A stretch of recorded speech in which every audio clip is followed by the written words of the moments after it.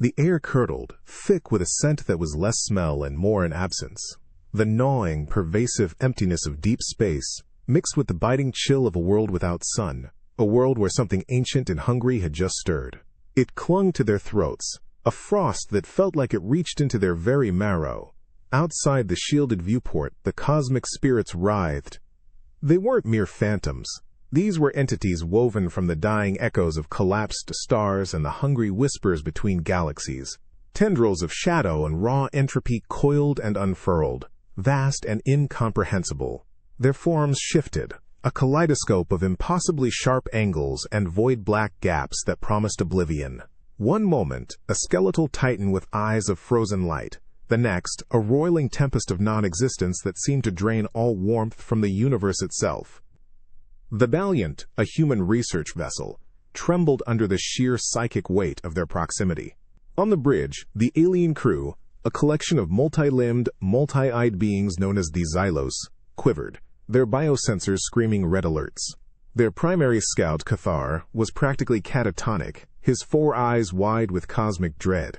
This was their masterstroke. This was the moment humanity, the supposedly fearless, unyielding species, would finally break. But the humans, they just watched. Sergeant Ramirez, a woman whose face was etched with more exhaustion than fear, yawned. "You telling me that's the big scary show?" she grumbled, rubbing her temples. "Looks like my ex's family reunion. All gloom and impending doom, but mostly just loud and cold." Beside her, Dr. Eris muttered, "Fascinating energy signature. Primarily vacuum decay byproducts and trace amounts of existential dread. Standard cosmic horror fare, really. Bit cliché, don't you think, Cathar?" He tapped a stylus against a datapad, completely unbothered. The other humans on deck barely reacted. One guy was sketching the monstrous entities, occasionally looking up to compare his drawing to the swirling terror outside. Another was meticulously cleaning his plasma rifle, humming a tuneless ditty.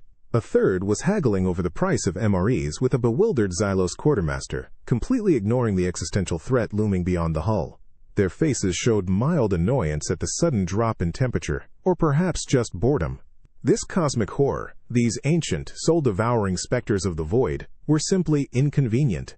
Cathar, pulling himself together with visible effort, felt his multiple hearts sink. But the fear, the despair, their essence is designed to unravel your very being, he stammered, gesturing wildly at the swirling horrors. "Why are you not screaming? Why are you not paralyzed with terror?" Ramirez just shrugged again, a movement that spoke volumes of world-weary indifference. "Look, pal, we've seen worse. Try a Monday morning commute on the orbital ring, or explaining to your teenager why the latest holodeck game costs more than your monthly power bill. That's real terror." A junior Xylos officer, clearly exasperated and perhaps a little culturally insensitive, piped up from a console. "This is costing the Federation a considerable sum, Cathar. The energy expenditure alone for manifesting these entities in a stable form is astronomical. And for what? Mild curiosity? We still haven't received the promised tribute for the sector access. Our projections indicate we will be unable to cover the lease on this station without immediate payment." "The rent, Cathar. They need to pay the rent." The word hung in the air, a tiny, innocuous sound in the face of cosmic dread, yet it resonated with an unnatural, chilling power. Every human head snapped up. The sketching stopped. The rifle cleaning paused. The MRE haggling ceased. A collective, palpable hush fell over the human crew, far more unsettling than any cosmic wail. The echoes of human screams still vibrated in the hull, a raw, primal sound that had nothing to do with the impossibly vast, soul-wrenching specter still coiling just beyond the viewport. The Xylos, who had meticulously orchestrated this display of cosmic terror, now stood utterly flummoxed. Cathar, his 4 eyes wide, watched the writhing human pile up on the bridge floor, some still wailing, others now hyperventilating, furiously typing on datalates. This was not the dignified, mind-broken silence of cosmic dread they had anticipated. This was chaos. Human chaos. One human, a wiry xenolinguist named Anya, had somehow clambered onto a console, gripping its edges like a shipwrecked sailor. Her eyes, usually sparkling with intellectual curiosity, were now wide with a terror that made the swirling cosmic horrors outside seem like a pleasant daydream. "They can't do this," she shrieked, her voice hoarse. "We signed the lease agreement. Section 7, subparagraph B. Automatic renewal contingent on good faith negotiations. This is an unconscionable breach of contract." Beside her, another human, a maintenance tech known only as Spanner, was frantically pulling up schematics of the Valiant. He wasn't looking for structural integrity flaws or void breach warnings. No, he was tracing power conduits, muttering, "If we reroute auxiliary power from life support to the shield emitters, maybe we can run the cloaking field for 3 standard cycles. Just long enough to get past the asteroid belt. Maybe they won't find us if we go dark for a bit." His voice was a frantic whisper, laced with genuine desperate fear. The fear of being found, not by a cosmic leviathan, but by a debt collector. The Xylos commander, an imposing figure named Zarthus Prime, extended a sensitive appendage towards the viewport, where a spectral entity the size of a gas giant was slowly resolving into the shape of a colossal, despair-laden maw. "But the screaming abyss of Zilarth is right there. Its very presence siphons joy from the universe. How can they be concerned with leases?" Cathar shuddered, still trying to process. Their response indexed to Eldritch Horror, a casual shrug, 0.7 units of annoyance. Their response indexed to a single mention of rent, immediate, cataclysmic psychological collapse. It defies all known psychological profiling. He didn't see the twitch in Spanner's eye, a flicker of something beyond panic, a spark of human ingenuity. The maintenance tech wasn't just screaming, he was already thinking, adapting, planning an escape. Not from the horrors of the void, but from the horrors of eviction. He wasn't fearing the Lord's Hearth, the grand, terrifying display of alien power, but rather the peasant's debt that followed. That debt was real. It was tangible. It promised a far more concrete form of oblivion than any cosmic entity. Sergeant Ramirez, though still visibly shaken, had stopped screaming. She was now on her comms, whispering urgently, "All right, listen up. Phase 2 protocols, people. Operation, Ghost Ship, Broke Crew. I need an inventory of all salvageable parts, anything we can sell, and someone get Dr. Eris to start negotiating for a payment deferral with those Xylos. Use big words, Eris. Confuse them. Tell them it's a temporal causality loop in fiscal projections." Her voice, though still laced with panic, held a steely edge. It was the sound of a human staring down an insurmountable threat, and immediately, instinctively trying to find a loophole. They hadn't defeated the cosmic spirits, but they had effectively ignored them. The real battle, the one that truly terrified them, was against the looming specter of financial insolvency. As the Xylos continued to puzzle over their broken experiment, the humans had already moved on. They were calculating, strategizing, and preparing for a fight far more personal and terrifying than any galactic horror could ever conjure. The marketplace hummed, a chaotic symphony of alien bartering and exotic odors. Luminescent fungus pulsed on vendor stalls, generating a sickly sweet perfume, while the metallic tang of processed mineral paste from a nearby Xylos food vendor wafted through the air. Multi-limbed beings haggled in clicks and whistles, their transactions typically precise, quiet, and efficient. Until the humans arrived. They burst into the serene market like a storm front, their frantic energy instantly jarring the calm. Sergeant Ramirez, her face still etched with the raw, desperate fear of impending debt, led the charge. Her eyes, sharper than any laser sight, scanned the labyrinthine aisles for potential marks, not enemies. "All right, team, spread out. Remember the objective. Liquidate everything that isn't bolted down or actively keeping us alive. And even then, check the bolts," she bellowed, her voice echoing unnaturally loud in the normally subdued space. Spanner, the maintenance tech, was already at a stall piled high with gleaming, intricate alien circuitry. He wasn't buying, he was selling. From a battered duffel bag, he pulled out a universal fusion coupling, which was, in reality, a repurposed toaster oven element jury-rigged with some spare wiring. "Top-grade human tech, friend," he barked at the four-eyed Qatar merchant, who peered at the device with visible confusion. "Self-cleaning, self-repairing, practically runs on good intentions and pocket lint. Only 3,000 credits." The merchant clicked and whirred. a sound of profound skepticism. That appears to be an incinerated domestic food preparation unit. Incinerated? Spanner scoffed, waving his hands. That's patina, signs of its advanced, high-temperature operational capacity.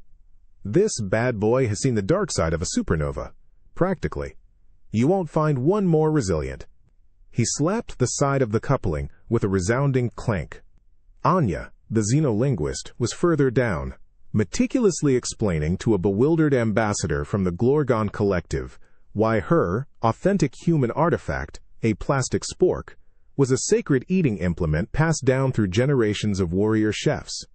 Its ergonomic design, its unparalleled efficiency in both solid and semi-solid foodstuffs, a truly ancient marvel, she insisted, her tone utterly convincing despite the rising beads of sweat on her forehead. Meanwhile, Dr. Eris was engaged in a philosophical debate with a Xylos financial officer. You see, from a macroeconomic perspective, the concept of rent in a post-scarcity multiplanetary alliance is, frankly, an anachronism. A temporal paradox of fiscal responsibility, if you will. Therefore, a deferral isn't just reasonable, it's a cliological imperative. The Xylos official, a being whose entire existence revolved around logical imperatives, was visibly short-circuiting, his sensory tendrils twitching erratically. The Xylos on the bridge of the Valiant, observing this spectacle via comms, watched in utter disbelief. Cathar, still trying to grasp the human psyche, muttered, "They are selling their own debris," and attempting to confuse our most respected financial minds with convoluted semantics. Ramirez, overhearing him, shot a glare through the comms. "It's called survival, pal. You try telling the galactic landlord your existential dread is payment for overdue bills. This is how we keep the lights on and the eviction notices away." She then turned back to a pair of insectoid merchants holding up a chipped coffee mug. "Limited edition, signed by the captain himself, only 200 credits." The humans weren't fighting cosmic horrors. They were fighting something far more terrifying and far more immediate. Economic collapse. And in the chaotic cacophony of the marketplace, they were demonstrating their true, unyielding strength. The air in the station's primary repair bay hung thick with the tang of ozone, synthetic lubricants, and the acrid scent of overloaded alien circuits. Everywhere, multi-jointed arms of automated maintenance drones whirred, attempting intricate repairs with delicate, almost surgical precision. Their efforts, however, had left a critical energy conduit on the Stellar Blossom, a massive Xylos cargo hauler, stubbornly inert. The Guild of Licensed Technicians had officially declared it irreparable, a black mark on their immaculate ledger. But in the center of it all, hunched over the sparking multifaceted junction box, a single human figure was a whirlwind of crude, yet effective, motion. Spanner, the Valiant's chief engineer, wasn't using precision tools. He wielded a battered, scarred multi-wrench, its ancient chrome glinting under the harsh workshop lights. Sweat beaded on his brow, mingling with grease smudges on his cheek, reflecting the glow of a small, handheld plasma torch he used with alarming proximity to volatile components. "No, no, no," he muttered to himself, tugging a cluster of crystalline wiring. "You're trying to whisper to it. This thing needs a shout, a good, honest smack." He pulled a thick, insulated cable from a kit, bypassing several supposedly crucial diagnostic ports. Around him, a delegation from the Xylos Repair Guild watched, their bioluminescent eyes blinking in bewildered unison. Their lead artisan, Xylanth, a creature of exquisite multisensory perception, clicked his mandibles in agitation. The human, he is violating all standard procedural protocols. He is bypassing the primary diagnostic matrix. This could result in catastrophic system failure. Sergeant Ramirez, observing from a respectful distance with Dr. Eris, merely grunted. "He knows what he's doing, Xylanth. Spanner's seen more catastrophic failures before breakfast than your entire guild has in a century," and fixed with duct tape and a prayer. Spanner ignored the alien protests, his focus absolute. His movements were rough, almost violent, yet each twist of the wrench, each press of the soldering iron, was imbued with a primal understanding of how things work. He pressed a finger, still warm from the plasma torch, against a delicate energy coil. He wasn't testing for voltage. He was feeling for it, for the subtle hum, the vibration that spoke of life or death for the circuit. Suddenly a bright flash erupted from the junction box, accompanied by a sharp crackle. Xylanth recoiled, emitting a distress chirp. He has detonated it. But Spanner just grinned. A fierce, triumphant flash of white teeth. There! That's the spark! Get ready to cycle the power, folks! A low, resonant hum began to emanate from the stellar blossom, growing steadily stronger. Lights flickered to life across its colossal hull, followed by the deep thrum of its engines powering up. The Xylos Guild members gasped, their sensory tendrils flaring with astonishment. Their irreparable conduit was now pulsing with robust energy, more stable than before. Xylanth approached Spanner, his previous agitation replaced by a tremor of awe. The Guild's ledger will record this. Your methods are unorthodox, yet undeniably effective. How did you perceive the fault with such rudimentary tools? Spanner wiped a greasy hand across his forehead. Easy, pal. It was making that whiny noise, like a starved cat. You just gotta give it a good kick and remind it who's boss. He then turned to Ramirez, his triumphant grin fading, replaced by the all-too-familiar look of exhaustion and anxiety. All right, Sarge, that ought to put a dent in the rent. They paying in advance, right? Because I got 3 other, irreparable, jobs waiting, and my credit chip is looking thinner than a neutrino. The Xylos had hoped their cosmic spirits would break humanity. The silence hit first. A vast, echoing stillness that swallowed every sound, every breath, leaving only the dull thrum of their own pulse in their ears. They stood within the Xylos Grand Convocation Chamber, a cavernous space nicknamed the Cathedral of Whispers, carved from a single, impossibly dense asteroid. Its immense obsidian walls soared to a vaulted ceiling that disappeared into a swirling artificial nebula, designed to evoke the cold, terrifying majesty of the void itself. Every surface resonated with a low, almost subliminal hum, a sonic frequency meant to induce awe, respect, and perhaps a touch of existential dread. The Xylos delegation, led by the imposing Xarthos Prime and the ever-flummoxed Cathar, stood before them, their postures rigid with solemnity. This was their final, dignified attempt to impress upon humanity the gravity of their situation and the power of the Federation. No more cosmic spirits, just the crushing weight of their ancient, magnificent architecture. Sergeant Ramirez shifted her weight, the subtle squeak of her boots echoing unnaturally far. She wasn't awestruck. She was calculating the sheer volume of the place, wondering how much it would cost to heat.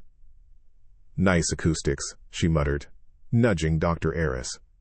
Could hold a killer concert in here. Bet the reverberation would be insane. Dr. Eris, ever the academic, was already inspecting the dark, polished floor, tracing the faint, iridescent patterns etched into the stone. Fascinating crystalline matrix. A localized gravimetric field seems to be integrated directly into the foundational material. Remarkable structural integrity. Wonder what the energy upkeep on this place is like, he mused, completely oblivious to the Xylos' stern glares. Anya, the xenolinguist, was squinting at the towering glyphs carved into the walls, translating them rapidly under her breath. And here, the first truth was inscribed, binding all sapient life to the... that last symbol is archaic. Maybe sacred covenant? Or unbreakable financial obligation? She scratched her head, genuinely confused. Cathar's optical sensors pulsed with visible frustration. Humans! This is a place of profound reverence. It resonates with the history of civilizations. It represents the very foundational principles of the Galactic Federation. He extended an appendage towards the swirling nebula above them. Its very stones whisper of epochs past, of empires risen and fallen. Spanner, the maintenance tech, leaned in, cupping his hand to his ear. Huh? Whispers? Can't hear a thing over the low-frequency hum. Probably needs a good dampening field. Or maybe the HVAC is just rattling again. Typical. He pulled a small sonic sensor from his pocket, already trying to pinpoint the source of the hum. Xarthos Prime, his multifaceted eyes narrowing, finally slammed a fist onto the stone dais before him. The sound, amplified by the chamber's acoustics, boomed like a thunderclap, echoing for a full minute before fading into the vast silence. He projected his voice, deep and resonant, designed to fill every corner of the cathedral. "Silence, humans! We have brought you to this most sacred of spaces, not for entertainment, but for an accounting. The Federation cannot sustain the continued occupation of your vessel in sovereign space without remuneration. Your debts have accumulated, and we must insist on payment of the overdue rent." The single word, rent, exploded in the cavernous space. It ricocheted off the obsidian walls, bounced from the artificial nebula, and echoed back, cold and sharp, directly into human ears. The ancient, chilling hum of the cathedral instantly vanished, replaced by a sound far more potent, far more terrifying. Every human froze. Every trace of boredom, curiosity, and pragmatic analysis evaporated, replaced by the same primal, soul-shattering terror that had gripped them on the Valiant's bridge. The grand, echoing chamber, designed for hushed reverence, was now a cacophony of human despair. The word, rent, still bounced off the obsidian walls, each reverberation sending another shiver down human spines. Sergeant Ramirez was on her knees, hands clamped over her ears, eyes wide and unfocused. Dr. Eris was hyperventilating, muttering equations of compound interest and collateral. Anya, the xenolinguist, was curled into a ball, whimpering about eviction notices and credit scores. Spanner, the engineer, was frantically rummaging through his toolkit, not for a repair, but for anything he could possibly sell. Zarthus Prime, the Xylos commander, stood frozen, his multifaceted eyes cycling through states of profound confusion and mild alarm. Cathar, beside him, emitted a series of distressed clicks. This is unprecedented. Their psychological fortitude in the face of absolute cosmic nothingness is legendary. Yet, the concept of a recurring contractual obligation drives them to such a state? As the human wails began to subside, replaced by desperate, frantic whispers, a new, unsettling energy filled the chamber. It was the crackle of minds forced to adapt, to strategize against a foe far more concrete than any ethereal horror. Ramirez, though still pale, slowly pushed herself up. Her eyes, still bloodshot, now held a glint of fierce, desperate determination. "All right, everyone, snap out of it," she barked, her voice regaining some of its steel, though tinged with desperation. "Crying won't pay the bills. Spanner, what's your inventory? Anything shiny we can repurpose from this decorative chamber?" Spanner, wiping a tear from his grease-stained cheek, instantly perked up. He squinted at the massive crystalline light fixtures embedded in the ceiling. Those ambient light emitters? Probably proprietary, but with a little persuasion, they could be universal power converters. High grade. And those wall carvings? Primitive, but they look like they'd fetch a pretty penny as ancient human religious iconography. His gaze was predatory, not at some alien enemy, but at potential assets. Dr. Eris, still struggling for breath, pointed a trembling finger at Zarthus Prime. "Commander, we need a payment plan. A long-term, interest-free amortization schedule, and access to their intergalactic trading network for humanitarian aid sales." He punctuated the last phrase with a desperate, pleading look.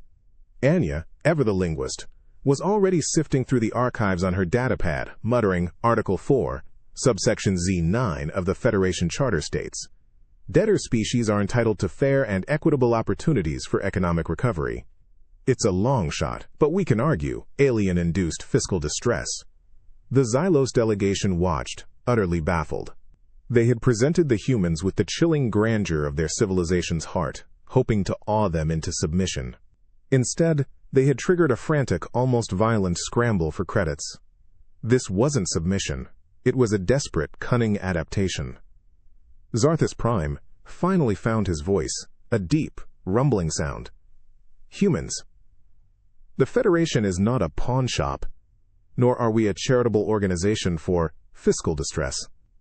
Ramirez glared at him, her human eyes burning with a defiance born of pure economic panic. "Oh, you want to see fiscal distress, pal? Try explaining to your kids why the power's cut, and the only food left is nutrient paste, because you didn't make rent. That's a terror even your cosmic spirits can't replicate. The Xylos stared, processing. The cosmic entities they had summoned had no impact. The architectural marvels of their civilization induced only financial speculation, but the sheer, raw, visceral fear of an unpaid bill? That transformed humanity from a mildly annoying curiosity into a relentless, resourceful, and utterly unpredictable force. The air in the derelict station tasted like old rust, static electricity, and the ghost of 1,000 burnt circuits. Every breath was a dry rasp, pulling in particles of ancient dust and the metallic tang of decaying systems. The Dardvai Litek was docked precariously to a crumbling access port of what the Xylos called the Iron Maw, a vast, skeletal space station that had been drifting silent for cycles, a graveyard of forgotten technology. The Federation had offered an exorbitant sum to retrieve a critical data core from its heart, a sum so high because every other species had deemed the mission a suicidal fool's errand. But humans, it seemed, had a different definition of suicidal. "All right, people.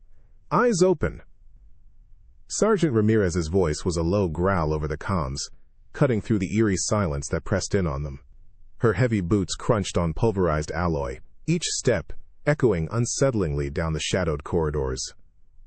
"Remember, that data core means a full quarter's rent. No messing around. No heroic sacrifices.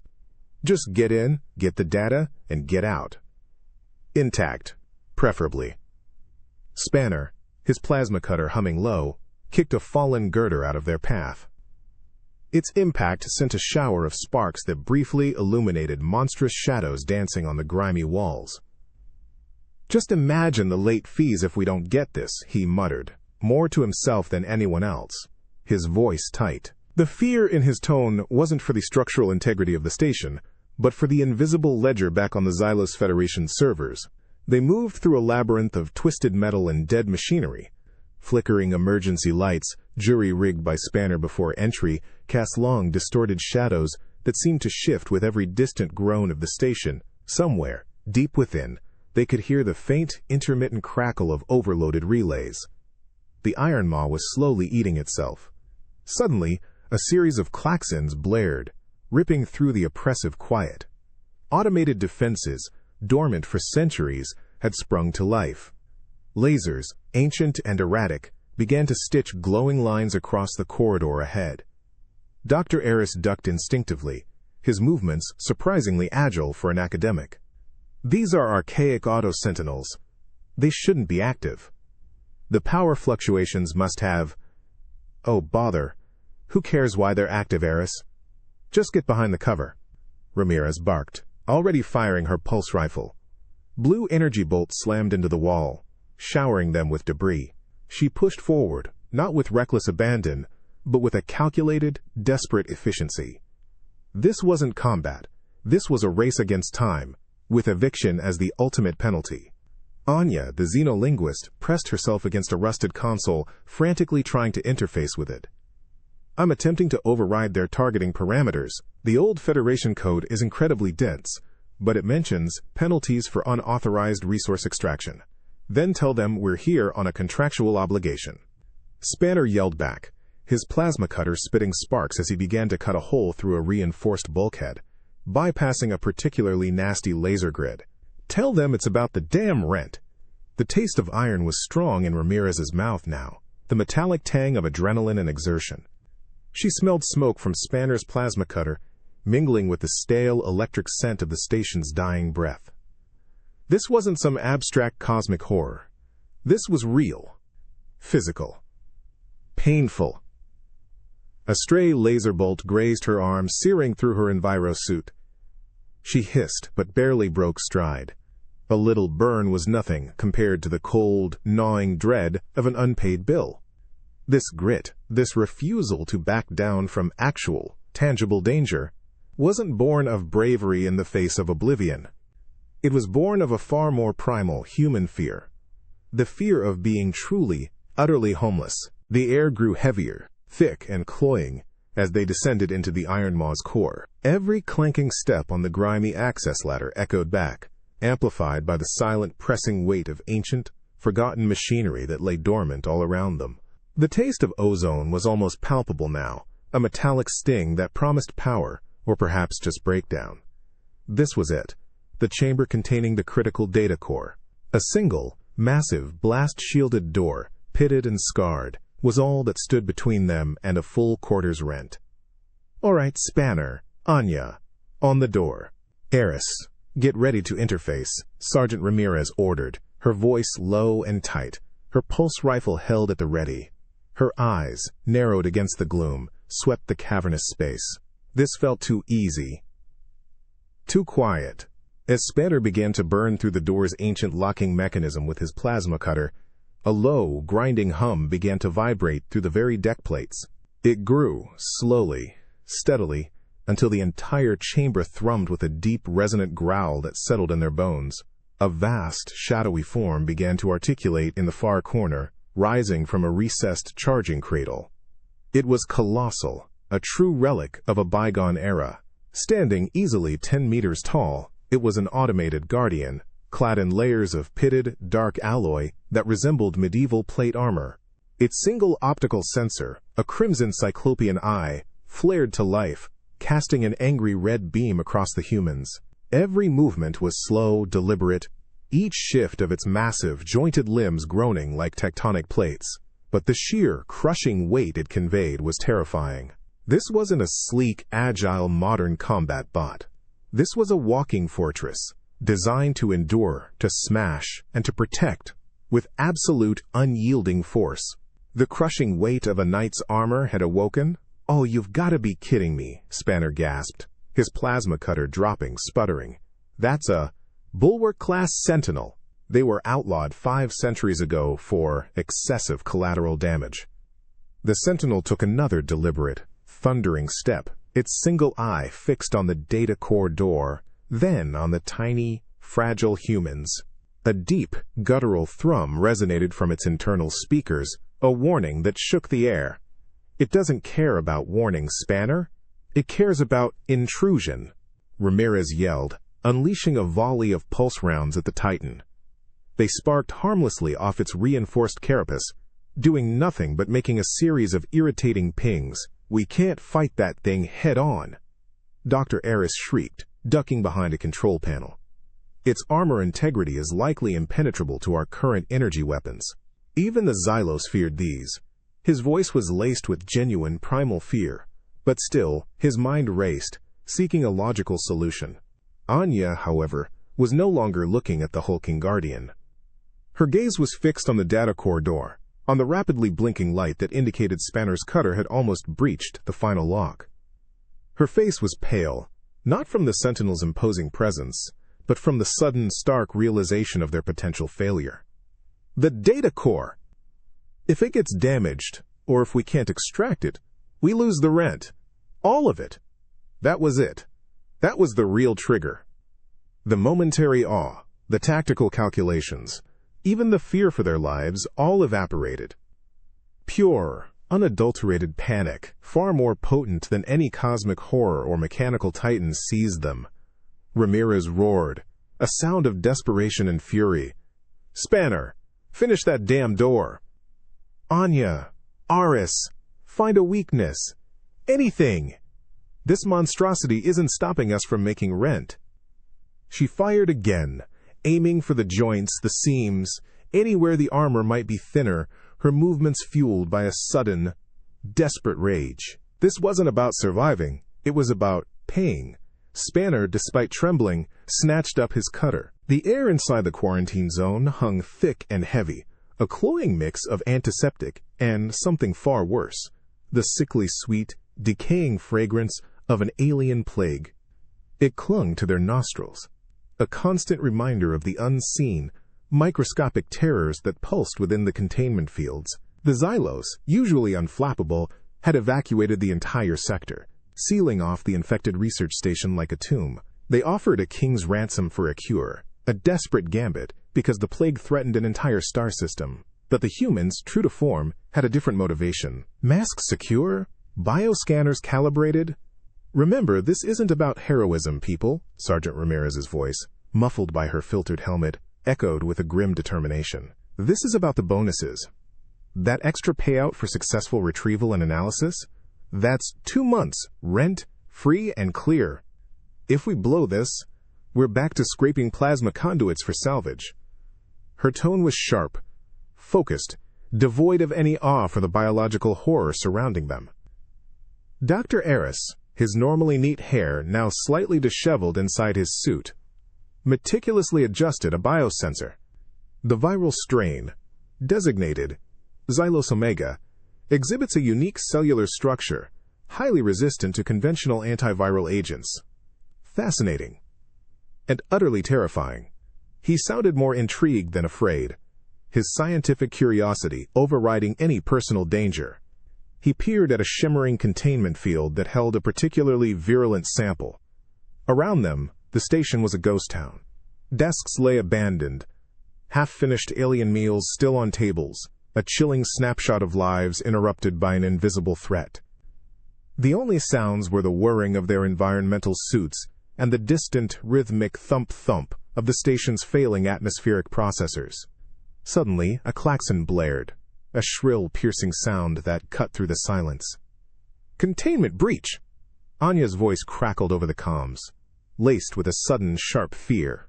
Her scanner glowed angry red. Multiple airborne vectors, entering Sector 7.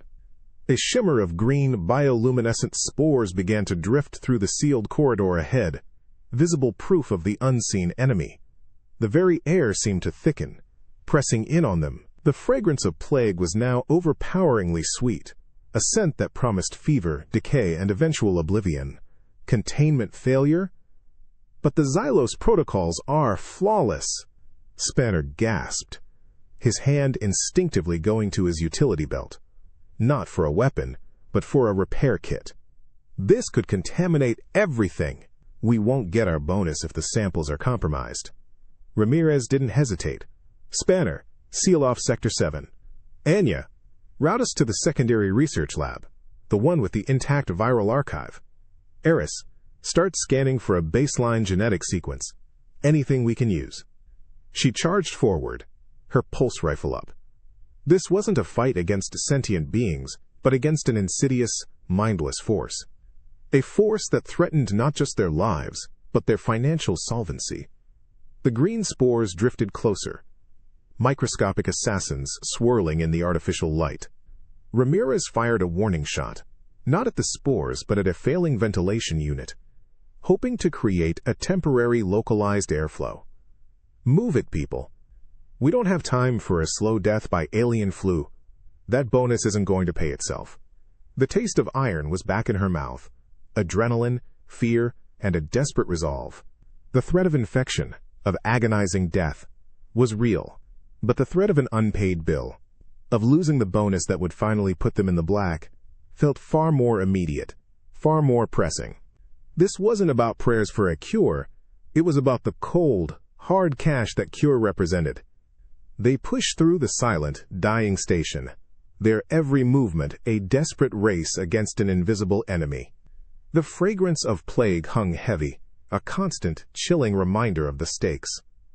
The sickly sweet air, thick with the invisible agents of the Xylus omega plague, pressed in on them. Green spores, like malignant stardust, swirled in the failing emergency lights, illuminated by the desperate beams of their headlamps. The containment breach was escalating, the station's systems groaning under the strain. Every breath, every movement, was a calculated risk against the unseen enemy. Another breach! Sector 8, main conduit! Anya's voice cracked over the comms, her bioscanner screaming red. She ducked as a burst of pressurized steam, laced with shimmering plague vectors, erupted from a ruptured pipe. The steam hit her suit with a sickening hiss, scorching the outer layer. She cried out, more in surprise than pain. "Anya! Status report!" Sergeant Ramirez barked, her own pulse rifle spitting defensive fire at a corroded ventilation shaft, trying to buy them time. The metallic taste of ozone from the failing systems mixed with the pungent antiseptic of their suits, creating a nauseating cocktail. "My suit integrity is compromised." Anya stammered, her voice trembling. "Minor breach on the left arm guard. Internal sensors are flagging. potential epidermal exposure. Her breath hitched, not from fear of infection, but from something else entirely. Oh no, no, no, no. They charge no extra for decontamination protocols. And xylose omega treatment is experimental. Do you know how much that goes for in emergency contracts? Spanner, who had just finished jury-rigging a failing bulkhead door with spare cabling, froze. His eyes, wide behind his visor, stared at Anya's arm, not with concern for her health, but with dawning financial dread. Treatment? On top of the regular quarantine fees? Anya, you gotta be kidding me. We're already barely making payroll for the next cycle. Dr. Eris, who had been meticulously gathering viral samples, whirled around, his scientific detachment momentarily shattered. Exposure? But the Federation offers universal health care to all authorized personnel. Surely that includes mission-critical biohazard incidents. He sounded less concerned about Anya's well-being, and more about the potential impact on their mission's profitability. Ramirez swore under her breath, a low, savage growl. She knew the xylose. Universal healthcare often had more asterisks than a treaty with the Cathar. No time. Anya, patch it. Anything. Duct tape, chewing gum, I don't care. Just stop the bleed and keep moving. Eris, find that genetic sequence. Spanner, we need a path out of here now. The air was heavy, not just with plague, but with the palpable, crushing weight of an impending medical bill. Anya, tears of frustration mingling with sweat inside her helmet, frantically tore a piece of emergency patch from her kit, slapping it over the tiny breach. The physical discomfort of the burn was secondary to the mental anguish of the potential cost. She could almost see the line item on their future invoice: hazardous exposure, premium package. The Xylos delegation, monitoring their progress from the safety of the Valiant, watched in utter bewilderment. Cathar, shuddering at the sight of the green spores, clicked his mandibles. They are literally facing a rapid, agonizing dissolution of their biological forms, yet their primary concern is the price of the apothecary's bill? Ramirez, ignoring the stinging in her own eyes from the pervasive spores, pushed Anya forward. Forget the bill, Anya. Get us that sample.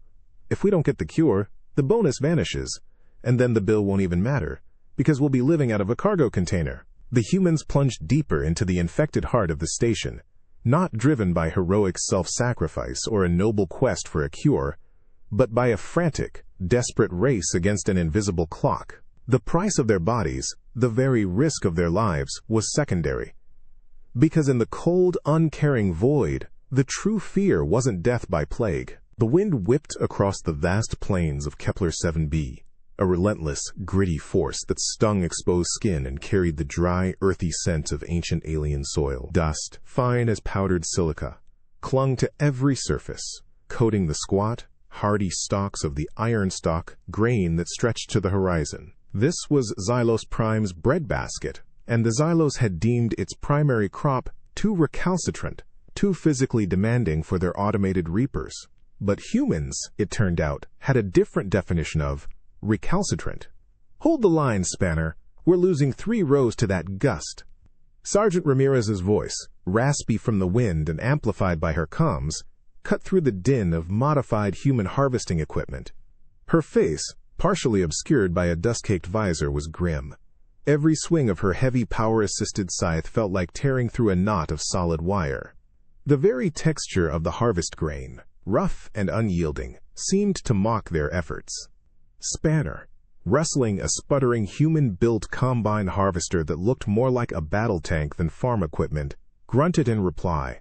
The machine bucked and groaned as its reinforced blades gnashed through the stubborn stalks.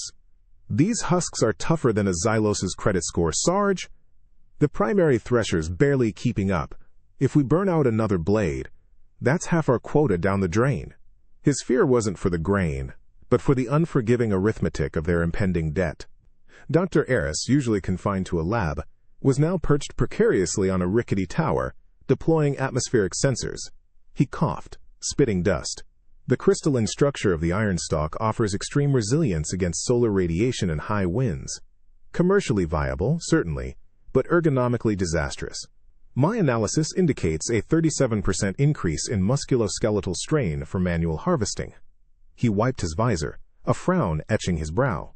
Not for the strain, but for the implication on efficiency. Anya, meanwhile, was meticulously hand-picking samples, her gloved fingers expertly separating the viable kernels from the incredibly sharp, brittle husks. The kernels themselves were small, dense, and surprisingly heavy, each one feeling like a tiny polished stone. The xylose value purity above all else. One contaminated batch, and it's a penalty, not a payment, she warned, her voice tight with focus.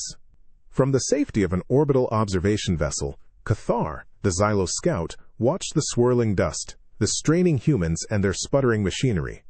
They are expending vast amounts of physical energy and risking repeated equipment failure for a harvest our automated units deem inefficient. It defies logical resource allocation. He clicked his mandibles, bewildered. Ramirez paused, wiping sweat and dust from her brow. Her muscles ached, her joints screamed, but the thought of the overdue rent was a far more potent burn. She looked at the endless fields of harsh, unyielding grain. Inefficient? This is the most efficient way we know to avoid homelessness, Cathar, she shouted back, her voice carrying an edge of raw, desperate fury. Every kernel is a payment. Every stalk is a lifeline. She swung her scythe again, the wump-shunk of the blade cutting through the tough stalks a rhythm of grim determination. The rough, fibrous texture of the grain, meant to deter, only fueled their resolve. They weren't fighting the wind or the dust or the planet itself. They were fighting the bills. And in the face of that, no amount of physical hardship, no amount of inefficiency would stop a human from harvesting what was owed. Because in the vast, uncaring cosmos, sometimes a handful of stubborn grain was the only thing standing between you and complete destitution. The air in the Xylose Federation's primary grain processing facility was sterile, cold, and smelled faintly of processed starches and ozone. Unlike the dusty, windswept plains of Kepler 7b, here every surface gleamed, every automated drone glided silently, its optical sensors impassively observing. This was the tithe barn, a place where raw effort met cold, hard metrics. And for the humans of the dusty Valiant, those metrics were all that mattered. Their modified cargo bay doors hissed open, revealing mountains of iron stalk kernels, meticulously separated from their tough husks. The humans emerged, covered in fine red dust, their enviro suits scuffed and stained, their faces haggard but hopeful. Ramirez leaned heavily on her scythe, its power assist humming low. Her muscles screamed, but a desperate pride swelled in her chest. They had harvested beyond the xyloses, inefficient, projections. "All right, Cathar. Here's your inefficient harvest," she announced, her voice hoarse, gesturing to the gleaming golden pile. "That's 3 times what your automated units deemed achievable." Every last kernel, hard-won Cathar, flanked by 2 xylose quality assessors, approached the mound of grain. His multifaceted eyes scanned the kernels, his sensory tendrils twitching. One of the assessors extended an analytical probe, which hummed as it sampled. The other consulted a datapad. The silence stretched, heavy and expectant. The dry, earthy smell of the grain filled the sterile chamber, a stark contrast to the cold, alien precision. Then Cathar clicked, a sound that sent a jolt of ice through Ramirez. "Commendable effort, Sergeant Ramirez," he began, his tone maddeningly neutral. "However, our spectroscopic analysis indicates a 7.3% deviation in the preferred carbohydrate-to-mineral ratio in this batch. Furthermore, the total mass, while exceeding our inefficient projections, still falls short of the contractual obligation by 12.1% due to the aforementioned quality deviations." Ramirez felt the blood drain from her face. "Shortfall? After all that? Shortfall? We literally bled for this, Cathar. Spanner nearly lost an arm to that thresher. Anya's been picking out dust motes by hand for hours." Spanner, leaning against his dusty combine, felt his stomach lurch. 7.3%? That's an entire payment gone. And the penalties for substandard delivery, his voice trailed off, horror dawning in his eyes. Dr. Eris stepped forward, trying to argue. But the caloric density is higher. It's a premium product. You should be paying us extra. The Xylos quality assessor projected a holographic contract. Article 9, subparagraph C. Any deviation from standard quality parameters will incur a proportional reduction in remuneration, up to and including a complete voiding of the contractual agreement if deviation exceeds 10%. You are at 7.3%. No bonus. Standard rate reduced by 7.3%. And you are still 12.1% short of the required quantity, which incurs additional penalties for late delivery of total quota. The words hit them like a physical blow. The emptiness of the tithe barn, which once promised salvation, now echoed with the hollowness of their failed efforts. All that sweat, all that pain, all for less than what was promised. Ramirez stared, her vision blurring not with tears but with pure incandescent rage. She slowly raised her scythe, its power assist humming menacingly. This wasn't just bureaucracy. This was an assault. You're telling me, after everything we still owe you? Cathar tilted his head. Affirmative. You will be billed for the shortfall, plus the late penalties, and the ongoing docking fees. Rent, Sergeant Ramirez, is due. The silence that followed was broken only by Ramirez's slow, guttural growl, a sound far more terrifying than any cosmic spirit. The raw human fury of someone who had given their all, only to be told it wasn't enough, boiled to the surface.